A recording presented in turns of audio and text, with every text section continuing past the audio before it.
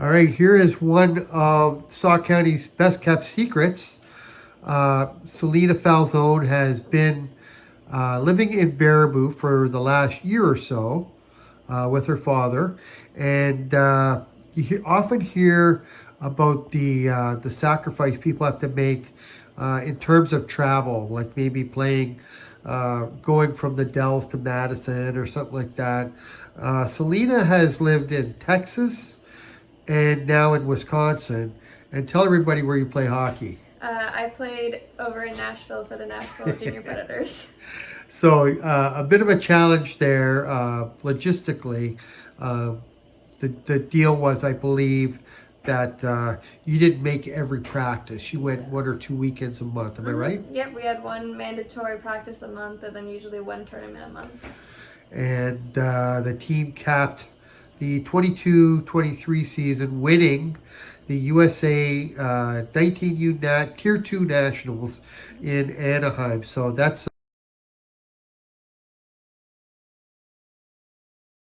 a pretty great way to end the season. It was. We really did go out with like a bang. Yeah. The team was successful both years that you were there, I believe. Last year, I thought the team was more consistent through the season. Ended up finishing fourth at Nationals, I believe. That was a bit of a disappointment. Yeah, that was like the season we won everything. Every tournament, we won everything. Right. And then we lost in quarterfinals for Nationals to, I believe it was Team Minnesota or Wisconsin Team Wisconsin. Oh. Wisconsin Selects and some Minnesota team. Okay. Okay, before I go any further, though, I want to go back a little bit and just go through your sort of path through youth hockey. Originally from the Chicagoland area, and then moved to the Dallas area as a youngster. When did you start playing? What was your first full season of hockey? I started skating when I was 3 and then playing around 5. My first full season of hockey was, I want to say, back over in St. Charles at the Fox Valley rink for the Cyclones. The Cyclones, okay. I played with their youth program, with their Freeze program, with their Lady Cyclones program. Okay. So one of the interesting things, then, you've played youth hockey in Illinois and Texas, and you're aware of hockey in Wisconsin. You haven't really played a lot of hockey here, but you've seen a lot of hockey here. This is something I ask a lot of the players when I talk to them. Is there significant differences in the way girls play hockey in Illinois versus Texas or versus Wisconsin? You know what? Yeah, a little bit. Back in Illinois, at least when I played, there weren't too many girls programs. The only significant ones I remember was like Chicago Mission. That was a great girls program. Right. But the only ones that I ever played for was Lady Cyclones and the Admirals. Okay. There wasn't a whole bunch of opportunities unless you were a very high-end girl. And then in Texas, it does change up a little bit. In Texas, they have one organization with a bunch of teams for girls. And yeah, usually we had Tier 2 teams, Tier 1 teams. We had just simple practice teams. It ranged. And then in Wisconsin, I don't know a whole lot about girls hockey here, just based off of the teams that I did play over the past couple years from Wisconsin, Minnesota area. Those are very hardworking, high-end girls, and most of them are pretty big. Okay. I know, with boys hockey, and this is being a generalization, I guess, but, usually, the East Coast is considered kind of a finesse. Not that they're not physical, but it's more of a finesse, speed type thing. And then the Midwest is a little bit more physical. And then if you go to the West Coast, like Montana or West Coast, it's much more physical. And obviously, there's not the physicality in girls. But other than just the number of teams, is there any notable differences in the way teams play? Yeah, honestly, there is. Over in Wisconsin and Illinois area, just in this area in general, for girls, they are a lot more physical. Okay. Obviously not hitting like there is in boys, though Right. some girls will still do that. Yeah. There's just no physicality back in Texas. Texas, if okay. you get those girls angry enough, we will hit you and we won't think about it twice. Right. just they're not as physical with their bodies. In Texas, especially with the one program that there was when I was there. Now there's two, but in the one program where I was there, it was all about skill. Yeah. You know, you were the most skilled player.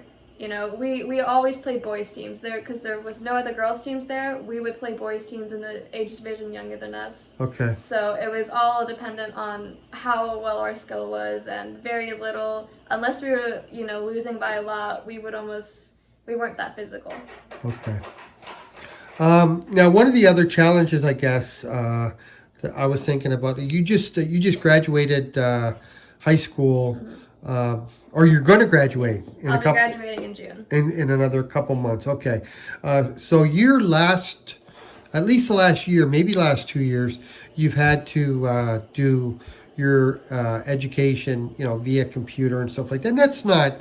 I mean, lots of people do that, but it's definitely a sacrifice, I would think. You don't get to spend time with your friends at school and stuff like that. Was that tough for you? Yeah, so actually, I started online school straight away in freshman year before COVID hit. Oh, okay. So, and then, yeah, it was very weird because, I mean, the only friends I really had were the people I played girls hockey with and I played high school hockey with. Okay. And, yeah, it was weird because all of my old school friends from, like, middle school, I'll see them when I lived in Texas, like, once every couple months. Now I barely ever see anyone, but the friends that I made over hockey, especially with my high school program, those are people that I see whenever I'm in Texas. We hang out almost every single day.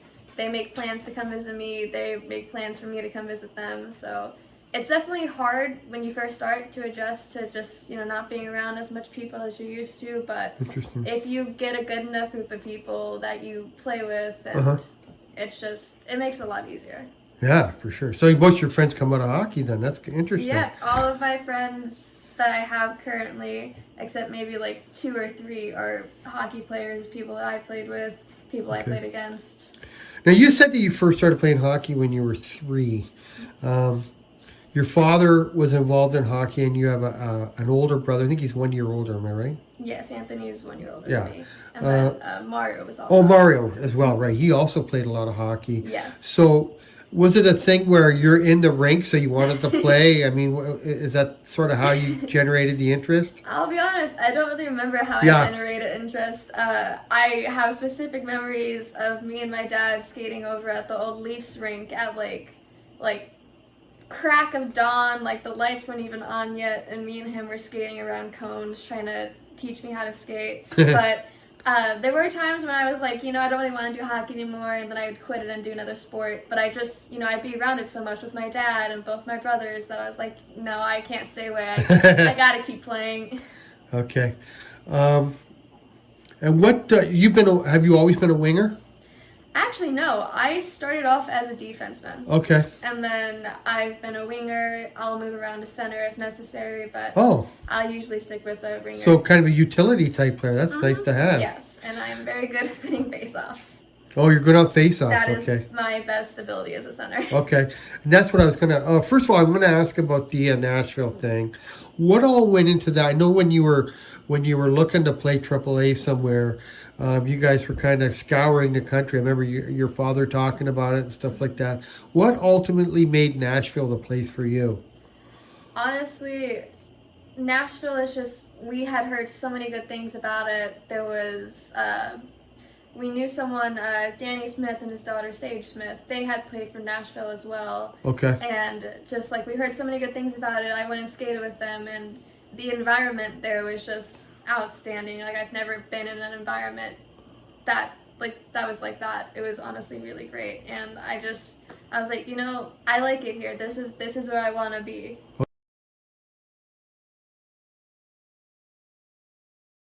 Okay.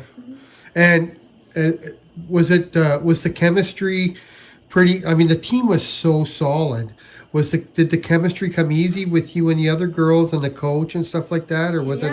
Actually, for the last 2 years I played for them, this is the first team I've ever been on where there was no issues. There was no cliques. Everyone was friends. Everyone got along. No issues at all, and the chemistry was just there automatically. Like, we didn't even really need to try hard to get that chemistry going. Awesome. So you said that that you're kind of a specialist when it comes to face-off. What kind of a role, other than that, did you play with the junior Preds?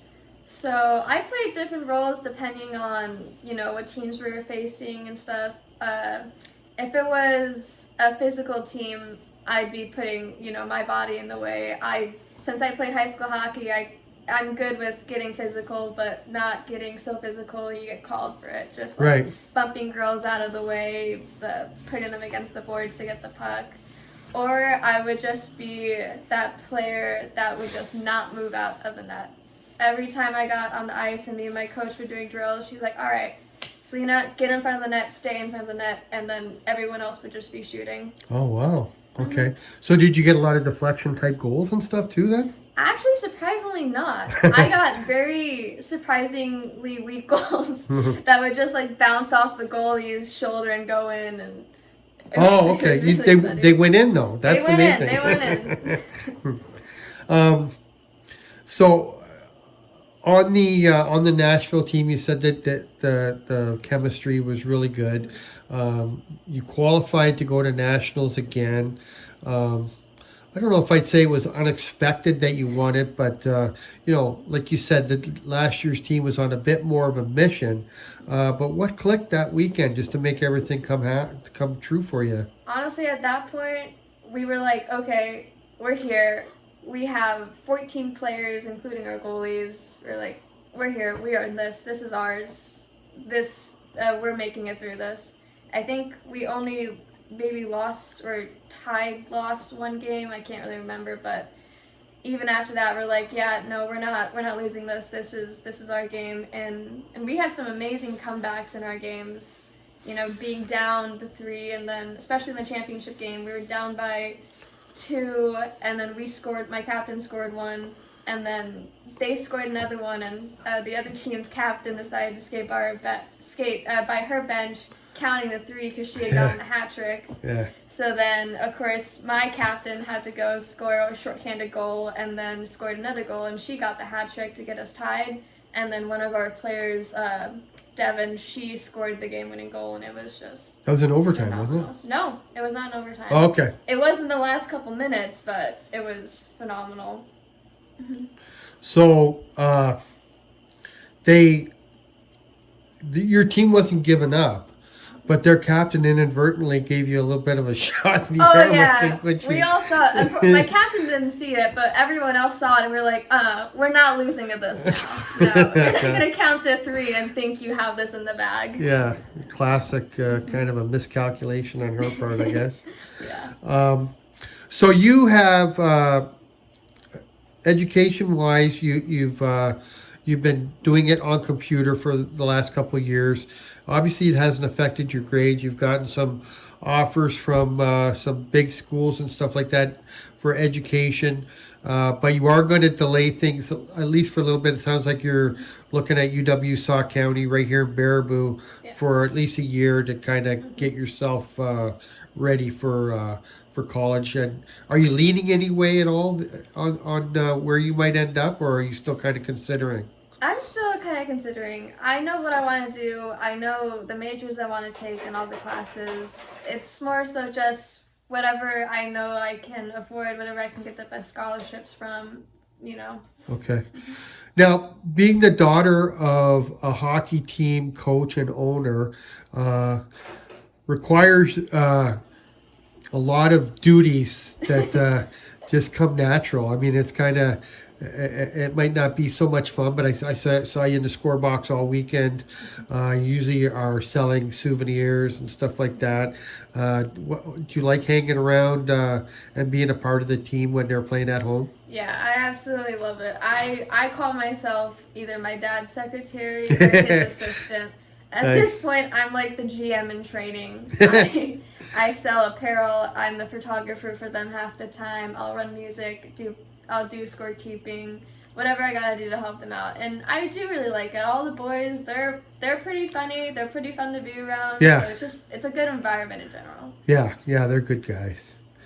All right, so the next year, Selena will still be in town playing hockey at a local level, possibly, or being involved as the unofficial general manager of the Dells Ducks.